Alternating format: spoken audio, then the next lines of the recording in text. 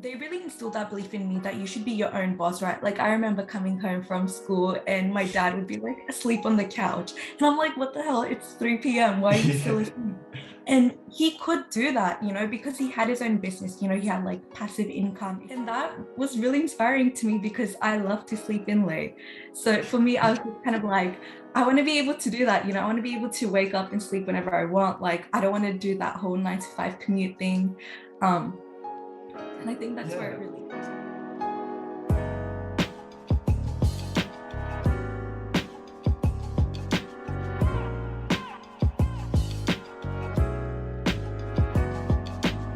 Preparing for the interview, I was really interested in the creative process, behind some of the businesses that you've created. And just chatting to you just a moment ago, you talked about how like entrepreneurship is basically like in your blood, right? You come from like a family who's big on startups and creating businesses. But let's not jump the gun as much as I want to get to there. I want to sort of put those things in a bit of context. And to sort of ground those experiences in your background. So, Aisha, I might have mentioned it or touched on it just there, but where exactly, did your passion for entrepreneurship come from? So basically, my dad has always been in business, basically his whole life, actually. And so are a lot of my extended family members. Mm. And they really instilled that belief in me that you should be your own boss, right? Like I remember coming home from school and my dad would be like asleep on the couch. And I'm like, what the hell? It's 3 p.m. Why are you still Yeah. asleep? And he could do that, because he had his own business, he had like passive income, if you want to get into that whole like rich dad, poor dad methodology, which is basically kind of like you have multiple streams of income coming in. So you can basically choose when you want to work. And that was really inspiring to me because I love to sleep in late. So for me, I was just kind of like, I want to be able to do that. I want to be able to wake up and sleep whenever I want. Like, I don't want to do that whole 9 to 5 commute thing. And I think that's where it Yeah. really. So for you, just I suppose generally, it was about sort of flexibility and choice and freedom, I guess, which you couldn't, in your perspective, you couldn't find from like an ordinary 9 to 5. Would that be fair to say? Absolutely. That nails it on the head. Yeah, perfect. So obviously, you want to start off this interview in a sort of chronological fashion, just starting with your sort of later high school experience. So what was your sort of high school experience like? Were you someone that was sort of always like academically driven, or I think by the sounds of it, your interests, lay outside the textbook or exams. So how would you sort of describe your approach to high school for those that didn't know you personally? Yeah. Well, this is such an interesting question because, yeah, I think it was funny because I was kind of one of those students who could get good grades. It was really hit or miss, right? Like I was Yeah. really bad at studying. I didn't know how to study, to be honest, because in primary, I was one of those kids who just kind of got good grades without trying. And then I moved to this private high school where everybody was like studying 24/7. They were so like dedicated to studies. And I was not used to that at all, like all these exams and quizzes. And so it was, yeah, sometimes I would get like an A and sometimes I would like just pass or fail. So I think I always knew like, studying was not really a huge passion of mine. But I think it was interesting because high school kind of just like really, I mean, obviously they really cared about their studies and stuff, but they did give us opportunities here and there to kind of like pursue other things. It was only ever temporary. They never really continued the programs, but like sometimes they did debating, sometimes they kind of like let us have their own like what was it? Like sometimes you could like join like a dancing group or whatever. So there were like other opportunities, I guess. Yeah. And I guess, I suppose, naturally I wanted to ask, were there any opportunities to explore like entrepreneurship and startups in high school, or not really? What was your experience like? Yeah, we didn't have any opportunities at all, which is kind Really? of, I think, and it's funny because I think even just to the general public, startups is not a common thing, right? Like we know all about businesses, right? We know about small businesses and e-commerce things, Mm. but startups is a very new thing. People know about Uber and Airbnb, but what they don't know is that they initially started as startups, and startups is basically defined as like a really a company that's just starting up essentially, right? And you basically work on like really lean methodologies. So, you start off with like really like, just one or two founders, not that much money or funding. Yeah, perfect. And I definitely want to get into like your approach to startups and entrepreneurship. And it's really interesting just to hear you touch on some of those insights that you've gained. Something I definitely want to touch on. It has So definitely yeah. changed now. There's this startup, I guess, called Generation Entrepreneur. And I know that they do go into high schools. It's a paid thing, but they go into high schools and they actually run hackathons with students. So it definitely is moving forwards in the right direction. Is there any barrier to entry to get into these hackathons? Are they for anybody? Do you have to have an idea?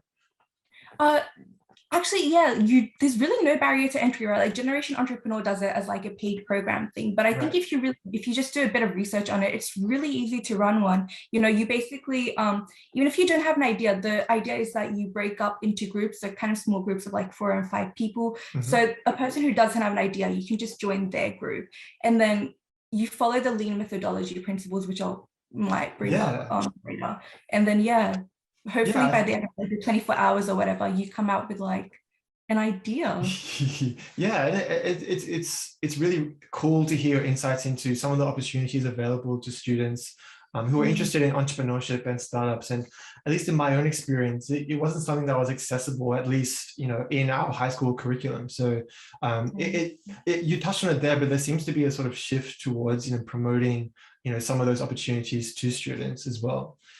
Um, so Aisha, I wanted to also touch on basically that sort of transition from high school to university. Were you someone that had it all figured out and have a 5 or 10 year plan of what you wanted to do, or were you someone that was still sort of finding their feet and a bit uncertain about where exactly you wanted to or what you wanted to do when you went to university? I mean, it's funny because I'm sure if you asked me in high school, I'd be like, oh, I definitely have a plan. I'm going to go to UCID and I'm going to do law. And then on this side, I'm going to have a business because why not? And then obviously life happens, right? So I went to UCID and I did Bachelor of Arts because I was going to transfer into law. And then I was still so unsure about everything, even though I didn't want to admit it. So I went to a career counselor and I was like, so I really want to do law, what should I do? And she was like, okay, great. What's like out of the top 5 law firms, which one do you want to go to? And I was like, I don't even know what the top 5 law firms are. And I think that's kind of when I realized that as much as I love Legally Blonde and Suits, I don't Yeah. actually want to, I don't actually want to do law. So then yeah, I ended up transferring to UTS business, but the thing is, I'm really glad I did go to UCID because that first semester is when I found out about startups. I didn't have Facebook at the time, so I didn't know about a lot of the programs that like unis run and stuff. But one of my friends from that semester, she told me about this program that UCID was running called Incubate. And when you get into uni, you'll find out that basically all of the Australian unis have their own startup programs for students. But at the time, Incubate was still like pretty fresh and new. And it was kind of like one of the leading ones. And so Incubate was kind of where I found out about the whole startup ecosystem and that you can't like, it's not just like, business is not just limited to running like a brick and mortar store. You can actually build Yeah. these like world-changing companies as a university student. Yeah, and I think is that something that you think a lot of students have that sort of misconception that it's all about the Ubers and Airbnbs of the world, rather than some of the things that you're talking about. Is that a misconception that you think a lot of people have? Yeah, absolutely. Because I remember like I've actually spoken to other uni students, right? And you think Mm, about like what's business and they just think, oh, it's running a cafe or it's having like a florist business, right? Things like Uber, Airbnb, Apple, they think that it's only things that like, these really like a high-tech corporate people on like the highest level of the organization can build. But that's not the case at all. You know what I mean? Like a lot of Afterpay was founded by like a UCID student. I mean, he's an ex-grad, like he's a graduate yeah. now, right? But he built it like not that long after he graduated. It's kind of like this thing that you have in your app. You'd be surprised by how much of like the innovation that's coming out is from like really young people and like people with not that much experience under their belt.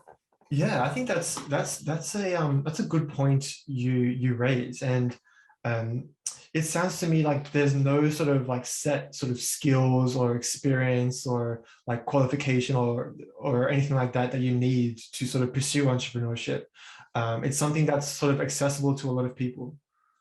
Absolutely. I think it's just that we're at this dawn of information, right? Like, I think with Mm. any other traditional career, like if you wanted to be a lawyer, you need to get that 5 years of you need that degree, and then you need to Yeah, pass like whatever it is exam that we yeah, have. You need experience before you actually go out and like whatever it is that lawyers yeah, do, yeah. No, right? yeah. But with business, it's really just kind of like, I mean, I know that they definitely do say that you should have domain expertise. So if you wanted to build something in, say, the logistics industry, it would be good if you, it would probably be better if you did go out and get like some experience in that industry.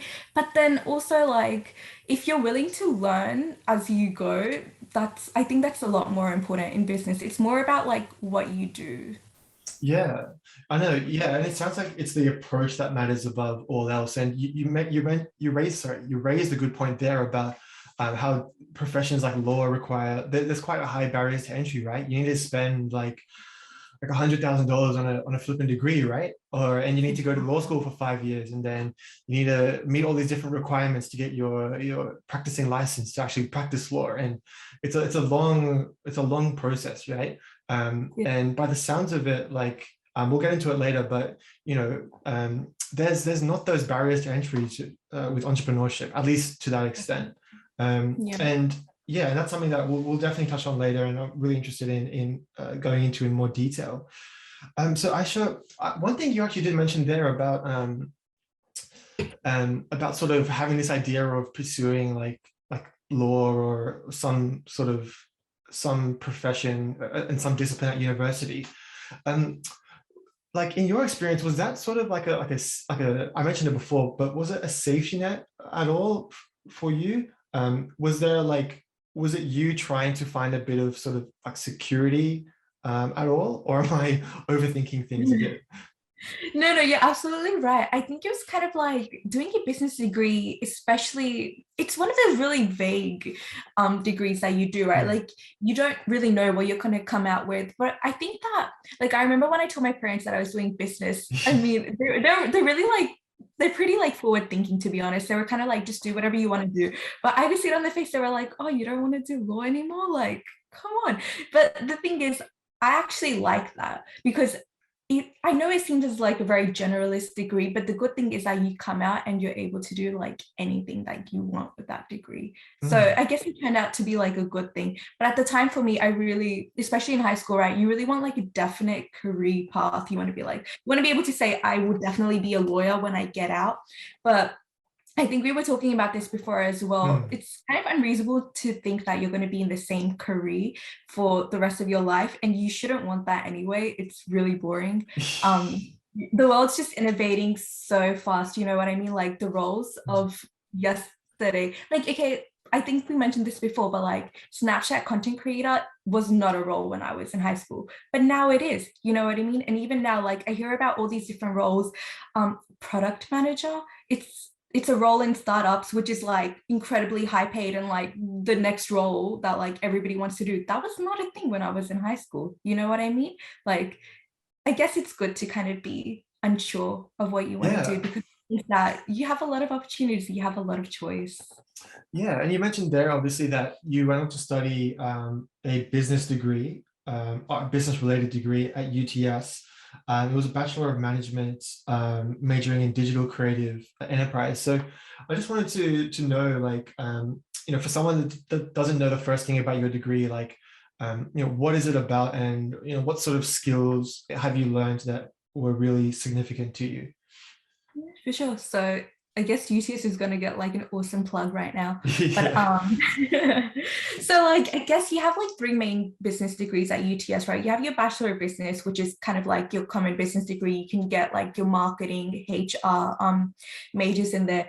I chose Bachelor of Management because it had only Bachelor of Management has this major called Digital Creative Enterprise, and it's just very entrepreneurship focused. Right. So you get to do a lot of entrepreneurship degrees, as you get to do 4 units as part of your core degree. And then in the major as well, you get to do a few entrepreneurship based subjects. And then there's another one called BCII, Bachelor of Creative Intelligence and Innovation, but you can only do that as like a double degree. But I didn't want to like extend my uni degree that long. So I chose Bachelor of Management, and it's honestly, it's a good degree that I think that, especially in business, right, if you're keen on building something, you get a lot of time on your hands, right? So after you do like your first G and you're after like, you've done all the hectic work of passing your first few subjects, especially in your second G and your third G, you have a lot of free time on your hands because it's not that it's not that demanding. I think I got time to like build Storks out. I have like, if I want to join a lot of other extracurricular programs like internships, I have the time to do that without being like incredibly overwhelmed. And I think also just kind of like subjects wise, we have some really good lecturers. A lot of them have actually built companies. So we have this lecturer called Julia French, and she was one of the really like early co-founders of WhatsApp, and she teaches a lot of the innovation subjects that I did. So it's like, it's really cool in that sense. You know, you're not just being taught by people who've done like a bunch of like theory subject on it. Like they've actually built the businesses, so they can teach you how to do it. Yeah, they have a bit of credibility behind them by the sounds of it. Exactly. Yeah, it's cool to hear some of the experiences you've had at university and at UTS specifically. Aisha, I wanted to sort of pivot a little bit and to focus more on like your approach to entrepreneurship and startups. So I want to, I think let's talk about Stork Shipping. We've delayed it long enough, but let's talk about Stork Shipping, because I think that through that we'll be able to sort of canvas like a lot of different sort of questions about entrepreneurship. So like for those that don't know, well, actually you mentioned before that you haven't really sort of described the origins of Stork Shipping like in depth before. Yeah, so tell us about Stork Shipping. Where did the idea come from? What was the inspiration behind it?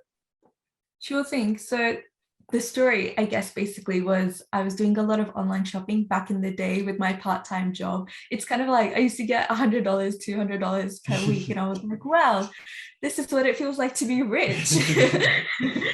I'd buy Subway from our brothers, like he peasants. But yeah, it was, so I was like, and YouTube was like really huge back then, you know, like there was all these like beauty gurus and stuff, and I used to watch them do their makeup tutorials, and I'd go, oh my god, I need like these brands now. And I had this like really ingenious idea to purchase directly, because makeup's really expensive. In case you don't know, if you're buying like one bottle of foundation, that's $80. So with my $200 paycheck, that means I could buy like 2 products. So I was like, what I'm going to do is I'm going to go directly like to the source. I'm going to buy it from the US websites, because they were like 25 on the US website. So even with the currency exchange and the shipping, it would be cheaper. And there was a specific brand that I was really into back then, Too Faced, and they had a US website. So I went on there, I went through the whole checkout process, and they were like, oh, you need a US address to buy from us. So I was like, okay, I'm going to get myself a US address. And there were a lot of websites at the time, there still are, called myus.com. I think Australia Post has a service called Shopmate now, and they give you a fake US address that you can put into the checkout. So I like signed up to that. It took me like 2 hours. It was super, like the website looked super sketch. I put it into the checkout thing and my order went through, but an hour later they emailed me back and they're like, oh, sorry, we have to cancel your order because we don't accept fake US addresses. And it made me so mad. I was like, I did not just like, I can order Uber Eats, like I can sleep in some random person's home, but you're telling me I can't buy makeup from another country? Like, how has nobody solved this properly yet? So then that's kind of what made me go into building Storks Shipping. Yeah, I mean, it sounds like, it was a very sort of personal experience and obviously a lot of frustration with those. So when you say address, do you mean like an actual, like a house, like a physical address? Yeah, a literal physical address. Yeah. The thing is, so these websites, either because of like refunds or just kind of exclusivity agreements, for some reason they don't accept these fake US addresses that like myus.com or them, because myus.com, they give you an address, but it's forwarded onto their warehouse. So they vet that out. So basically what Storks Shipping does is we're a P2P platform, which is kind of like Airbnb, right? So Airbnb is a P2P platform because it's connecting customers with other users.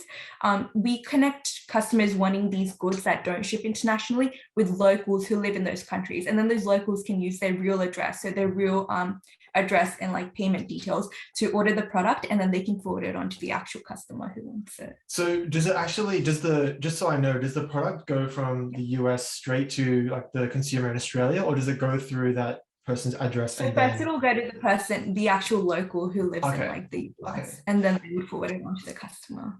Perfect. And it sounds like I said, it was born out of like a very personal experience. And just hearing you talk about it, based on your own experience, it was about, solving a problem, right? And identifying an opportunity in the market.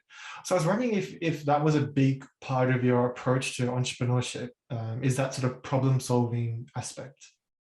Yeah, I mean, you can't really build a business if it doesn't solve a problem, right? I guess you can. There's two types of businesses, right? Like there's painkillers and then there's vitamins, right? Okay. I'm not saying that there aren't like vitamin companies out there. Vitamins are a thing after all, right? But it's kind of just there's a really like basic methodology that all startups like follow essentially, and it's kind of like you basically want to make sure that you're actually solving a problem. You want to make sure that there's a sizable market out there. So when you're pitching essentially to investors, they always ask you what your opportunity size is. So that's kind of like if I'm so with Storks Shipping, that's kind of in the e-commerce world, right? Because it's all about shopping. So then I would say that the e-commerce market, the numbers just off the top of my head, FYI, but I'd say, it's like a $15 billion industry, right? So then that means we're going to get like 1% of the market. But that way, like investors know that, hey, if I was to invest in this idea, this is like, it's going to be worth it because it's going to be affecting a lot of customers, right? A lot of customers are going to want this. And then your third thing is basically making sure that you can make money out of it in some way, right? There's no point if like, I guess if you really want to build a business that doesn't make any money, that's completely fine. But yeah, you're going to be hungry a lot. I guess. 100%. Yeah. And I think it's cool to hear your insights into like what it was like starting Stork Shipping from the ground up. And you mentioned earlier that it's been about 2 years since you actually got it up and running. So like for I'm just imagining someone who's out there who is interested, a student that's interested in entrepreneurship. They might want to sort of learn about some of the challenges and adversity and difficulties that you had getting it up and running, and hopefully they can learn from that. So based on your 2 years with Stork Shipping, like what were sort of the main challenges and sources of frustration? Because I imagine it would have been difficult potentially communicating with people over in the US. What were some of those challenges that you faced, Aisha? Yeah, absolutely. So basically, I think the first thing was just actually starting it out, right? Like, I was like, I'm just a university student. I don't know anything about logistics, shipping. I don't even know how to like build a website. I had no idea what I was going to do. And I think that's where it kind of comes in that we really are in like the dawn of information. You can learn how to do anything on the internet. And there are just so many tools now than there would have been like compared 10 years ago if you wanted to like start a business. But honestly, I guess I'll talk about how I literally built Storks up and kind of like the problems that I faced, right? So for me, I knew that basically I needed to have a supply system, which was easy to solve in my case because I have a cousin in the US and I messaged him and he was like, yeah, sure, I'll help out. So that was like, I got really lucky there. And then I guess the second thing was actually finding my customers. So I knew that there were a lot of people who wanted a service like this. At the time, there was this subreddit called Favors, which there were a lot of people on there that were just asking random people, and it operated in a complete like trust level as well. Like they were like, oh yeah, I want to buy this specific toy from the US. Can you ship it to me and I'll PayPal you?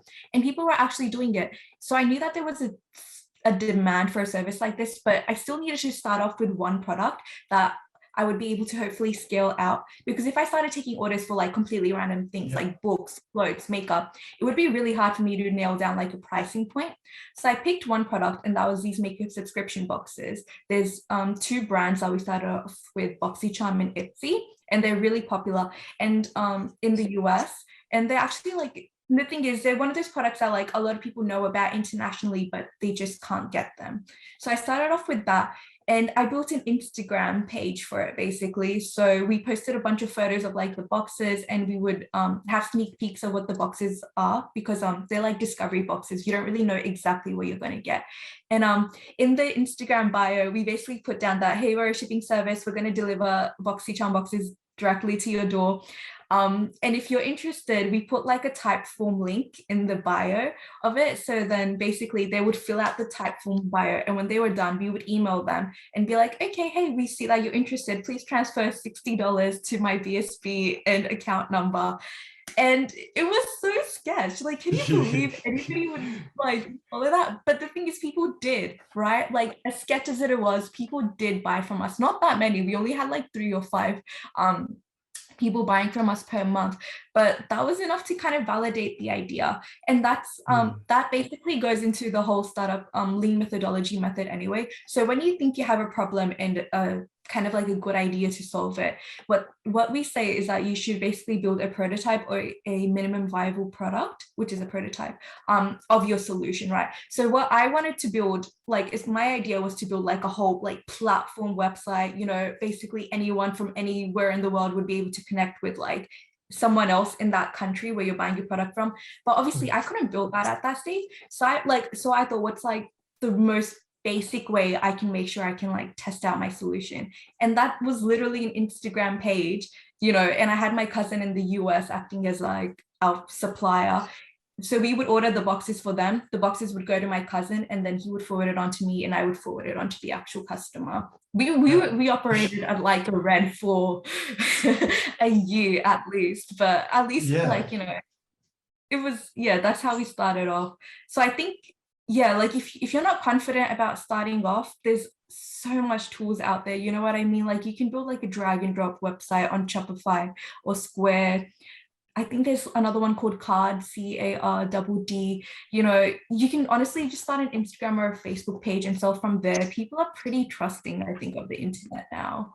Yeah. So, and, yeah. And I think like it's super interesting to hear you talk about, you know, some of the like the real life experiences you had in getting it up and running. And like you mentioned there that you initially had like 3 to 5 users who wanted these subscription boxes. And it got me thinking about, you know, the early work feature where you talked about, you know, sort of getting the excitement around getting your first customer and then getting another like 2 or 3 and then 10 and 20, 30 and so on and so forth. Is that something that's sort of like really appealing to you about the entrepreneurship space? It is sort of like building that community? It's so funny because one of our first customers, we got her, she was a YouTuber, like one of those micro YouTubers. I think she was on Twitter basically, and she like tweeted at BoxyCharm and she was like, oh, when are you guys you know, going to expand to Australia? And we reached out, I say we, but it was just me.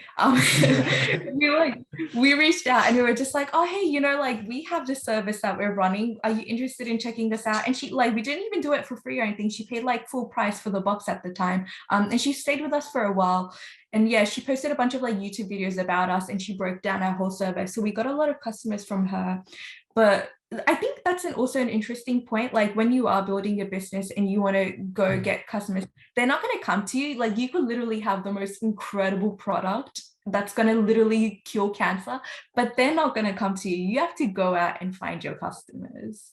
Yeah, and by the sounds of it, that's something that you sort of, like you said, it's challenging, right? It's not easy. And I think is a big part of it sort of like, as weird as it sounds, sort of enjoying that frustration and sort of like embracing it, not enjoying it, maybe embracing it. Yeah, I mean, you really have to, right? If you want to grow. If you don't like it, then you're really not going to grow.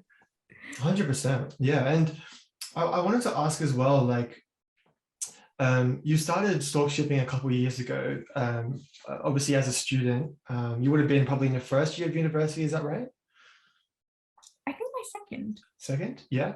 So I mean, like, I bring that up to ask a question about, you know, students in particular starting their own business. Like, you know, after in a few previous conversations, you know, people have talked about how, you know, being a student is sort of the ideal time of, you know, pursuing a particular like passion project, a podcast or business or whatever it is.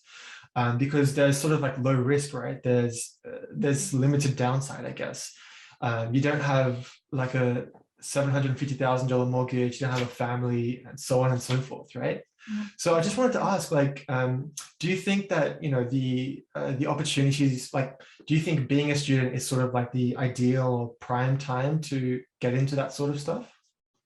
100%. I was actually talking to one of my friends who's, you know, like, she's graduated and she's you know, she lives in at her own place and she Mhm. just kind of like enjoy living at home, because even just, I guess, not having to work to support yourself is honestly like such a blessing, like when you're working on a startup, right? Because you really can like focus on your business. And I think if you're like, the younger you are, the better, because that just means more time for you to learn and like actually build things.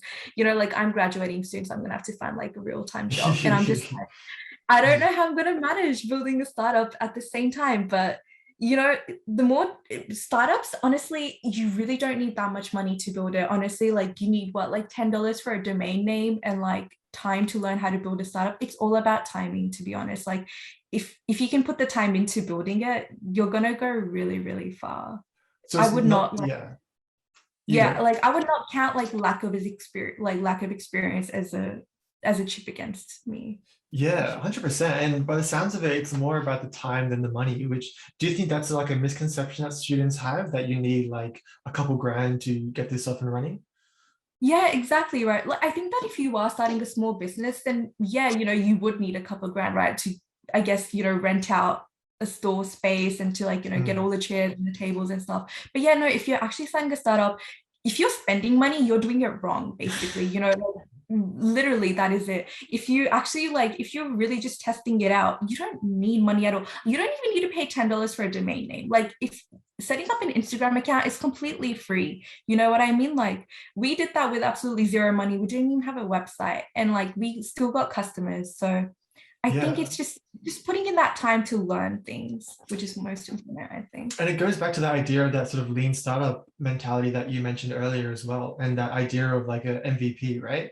Um, Yes, exactly. yeah. And if I guess if you want to like, I mean, there's so many resources out there for it, but Mm, basically there's a website, well, called Y Combinator.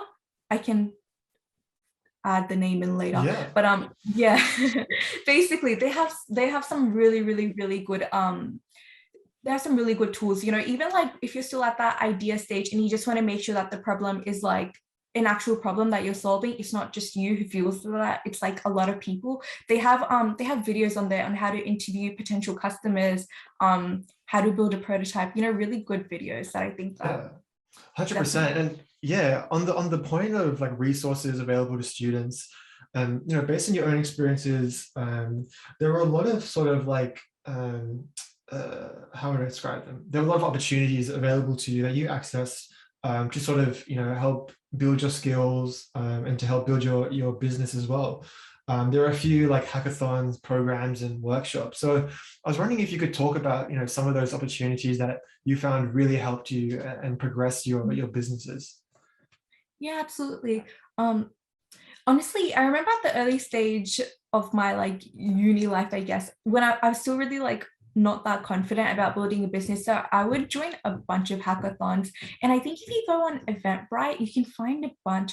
But there's a couple of newsletters anyway that really like collate together all the new accelerators. So accelerators that or like incubators, they're programs for you. So if you have like a startup idea, some of them are paid, some of them are free. They basically help you um take your idea to like a prototype in like 12 weeks or something like that. A couple of the newsletters, so something like Spark newsletters, I think early works is one. I'll come up with a bunch of names later, Yeah, but there's yeah, a lot of like newsletters and things like that out there, and they literally take all of the programs that are happening in the startup ecosystem and they put it in one place together, so you can literally just go on that. um Things like hackathons are like really easy to join, you know, they're only like for a weekend anyway. Sydney School of Entrepreneurship is one that I actually highly recommend if they're still running programs. It's basically in Ultimo TAFE, and they would run these like monthly workshops. So they would have like a 3-day intensive program. So you would go into TAFE Ultimo, they would have like amazing food, and you would just like build a business together with like a bunch of random people. It was really fun. And then like they had like an online component as well, but I wouldn't do that. But yeah, there's a lot of resources out there, you know, even just the universities and stuff, they run events and you don't even need to be a university student to attend them, right? It's just like signing up and showing up. Nobody checks your ID, like literally no one Yeah. does. Yeah, and it goes back to what we mentioned earlier about how it's quite accessible, right? And there's sort of a shift in terms of promoting these different opportunities. Yeah, I think the Yeah. ecosystem, like they want, sorry, like they just want young people in, you know, like generation entrepreneurs. Mm. The whole reason why it works is that, you know, there are people who are interested in like high school students building businesses, and there are people willing to fund it. You know what I mean? Like all of the programs in universities incubate UTS startups, UNSW founders, right? Like there's a whole network of investors who are interested in like just early stage startups, like, you know, all, and like, you know, that's uni students, right? Yeah, 100%. And one thing I also wanted to mention, Aisha, is like there were a few opportunities like specific to women that you engaged in, like the Sydney Women's Startup Weekend. Um, I bring that up again just to talk about, you know, potentially some of the barriers that, you know, women specifically might face, you know, entering the startup space. Or even more generally, what are some of the barriers that students face when trying to enter that space? I think for students in general, it might be credibility. I think that if you're Yeah, trying to build a startup with like, you know, partnership with schools or like restaurants and stuff, it always helps to have like a little bit of credibility under your belt. Like, you know, they want to see a startup founder who's maybe a bit older, but that's kind of like, you can always kind of like work around that, right? Like say, oh, I'm partnering up with UTS or like whatever. If your yeah, family has a business, say that like, you know, you're working with them or something. I think for women specifically, I'm still pretty early on in my career, so I haven't really had to face that many obstacles yet. I think startups, kind of like with a lot of other industries, right? There's always more work to be done. But kind of how you were talking about the startup Sydney weekend hackathon thing, right? There are yeah. specific resources just for women. So like this, I think Techstars is the one who ran that hackathon that you just mentioned. They run like programs just for women. There's also the Tech Ready Women program, and that's, you know, for women founders. I know StartMate, which is like a really big player in the whole Sydney startup ecosystem. They have a women's fellowship. They also have a founders fellowship. So I think anybody who's going into university should definitely apply to those fellowships because they're really, really good as well. Yeah, and I think I'm going to have a lot of fun going back to this interview and putting all the links into all the Yes, different opportunities. sorry in advance. That's all good. But yeah, I'll definitely, you mentioned like a whole bunch of different opportunities there. Some available specifically for women and some that are available for both men and women. So I'll definitely make sure I leave all those in the description box. So Aisha, we're pretty much like, that's FOMO. We're pretty much nearing the end of our interview together. Um, I suppose like on the final sort of part of this interview, I just wanted to ask more sort of general questions about, you know, potential pieces of advice you might give to, you know, maybe your younger self when you were starting Storks Shipping, or another young aspiring entrepreneur out there. Just sort of like a blank canvas and an open question.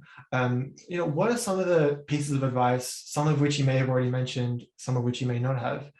What are those pieces of advice that you might give to that young aspiring entrepreneur? Um, Honestly, I know this is not the greatest advice, but like just start, to be honest. I think when I think back to Storks Shipping, I thought about that idea for like a whole year before I started. You know what I mean? I just spent a lot of time thinking about it. And I don't know if that's like procrastination or like lack of confidence, but Mm, I really didn't like, for me, I joined a hackathon to start, and that's kind of what like got me off my butt. And I was like, okay, I need to get customers, because by the end of it, we have to pitch to investors. And I was like, I really want to have like a type of a prototype at least to show them. yeah, But yeah, honestly, like even if it's just starting a blog or a podcast or a YouTube channel, just start, you know. It's not like you're gonna have to put work into it. So you want to start as early as you can so that you can get yeah, you can get to the finish the finish line much quicker. It's actually incredible. Honestly, this is the best time to be in startups. Literally, if you're on, I would say create a LinkedIn profile if you're like as soon as you join university, or even if you're like in your last few months of high school, and like put some time into like actually branding it, like have a nice photo, give yourself like a nice headline, put some details about you on your LinkedIn bio. There's this awesome website builder called page, so it's like 3ms dot page, and you can Yeah. like, it's completely free, and basically you can build like a little like about me page for yourself, and like just use it to talk about projects that you want to work on, you know what I mean? Like make yourself interesting so that you can basically, you get a lot more LinkedIn connections, and then you can start networking that way. Networking is really important, I think, especially for entrepreneurs. It's not just about like meeting co-founders and investors. Honestly, like building a business is really lonely, especially if you're doing it by yourself.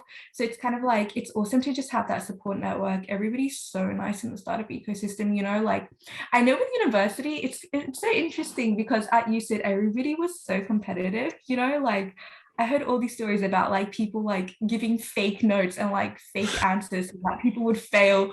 But like in the startup ecosystem, everybody is suffering. So like honestly, like try and join as early as you can. The early work community is really, really cool. They have like a Slack channel. So you find them on LinkedIn and join the Slack channel. You're going to meet a bunch of people, and everybody's just so kind. Like they're always willing to like mentor you or have like a chat one-on-one about like anything. So Yeah. yeah, that's There's a lot that's to the unpack concern. there. Yeah, I think there's a lot of really valuable pieces of information that you talked about there. And I think, looking back on our interview, I mean, looking back on what you just said there, like you can fall into the trap of overthinking. And even for myself in starting this like particular project, you can drive yourself crazy overthinking things, right? And it goes back Yes. again to what you said about that lean sort of startup mentality, because you Mhm. don't want to invest all this time and even money into something if there's no market for it, right? Um, Exactly.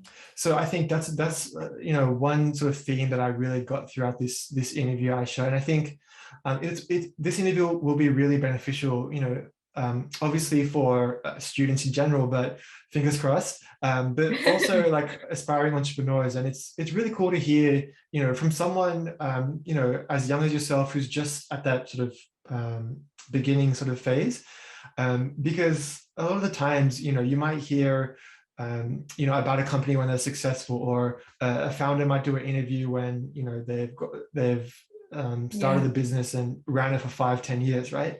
So it's really cool to hear, I suppose, a fresh perspective to that extent, of someone who's in the trenches, dealing with those challenges and adversity.